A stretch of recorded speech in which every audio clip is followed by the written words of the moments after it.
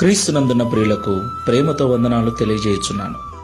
జనవరి నెల 19వ తేదీ 2025. ఈరోజు దావీదు గారి ద్వారా దేవుడు మనకు చేస్తున్న వాగ్దానం ఏమిటనగా, కీర్తనల గ్రంథము 10వ కీర్తన 17వ చరణం. యెహోవా, లోకులు ఇకను భయకారకులు కాకుండానట్లు బాధపడు వారి కోరికను నీవు వినియున్నావు. ఆమెన్.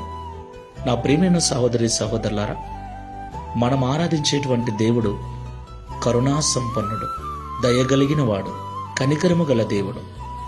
ఈ లోకంలో దిక్కులేని వారి ఎడల, బాధపరచబడు వారి ఎడల, త్రోసివేయబడు వారి ఎడల, వెలివేయబడిన వారి ఎడల కనికరము చూపే దేవుడై ఉన్నాడు. ఈ మాటలు వింటున్న ప్రియ సహోదరి సహోదరుడా, లోకులు నిన్ను బాధ పెడుతున్నారా? లోకమును చూసినప్పుడు నీకు భయం కలుగుతుందా? దేవుడు నీతోనే మాట్లాడుతున్నాడు.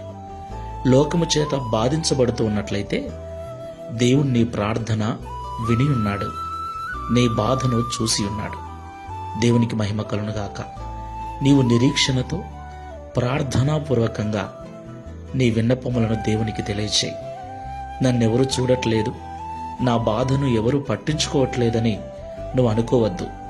ఈ లోకంలో ఎవరు చూసినా చూడకపోయినా, ఎవరు పట్టించుకున్నా పట్టించుకోకపోయినా, నిన్ను నిర్మించిన వాడు నీకు తండ్రి అయ్యున్నాడు, నిన్ను పుట్టించిన వాడు నీకు భర్త అయ్యున్నాడు. ఆయన నీ బాధను పట్టించుకొని ఇంతకు మునుపే నీ బాధ ఆయన విని ఉన్నాడు.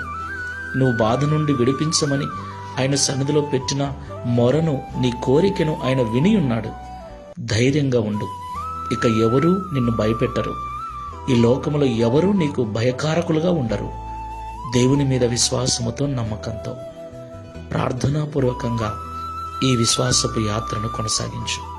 ప్రార్థన చేసుకుందాం. సర్వోన్నతుడా, సర్వశక్తిమంతుడా, భయంకరుడవైన తండ్రి, నీకు స్తోత్రాలు చెల్లిస్తున్నాను. ఆది సంభూతుడవు, నీ ఎదుట నిలబడగలవాడెవడు?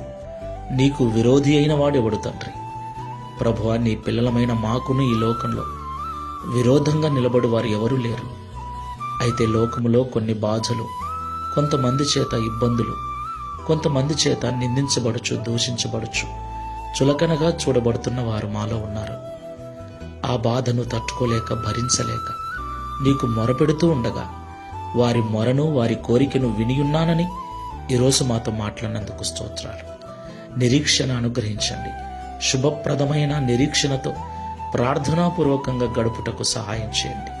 ఒకరోజు విడుదల పొందుకొని ఏ భయము లేకుండా ప్రశాంతంగా జీవిస్తామన్న నిరీక్షణతో, ప్రార్థనను వదలక, మందిరమును విడవక, విశ్వాసముతో ప్రార్థించే మనసును అనుగ్రహించుమని, ఈ దిన వాగ్దానమును మా అందరి జీవితంలో నెరవేర్చి ఒక దినమున దావీదు వలె మేము కూడా సాక్ష్యం ఇచ్చినట్లుగా సహాయం చేయమని యేసు నామములో ప్రార్థిస్తున్నాము తండ్రి.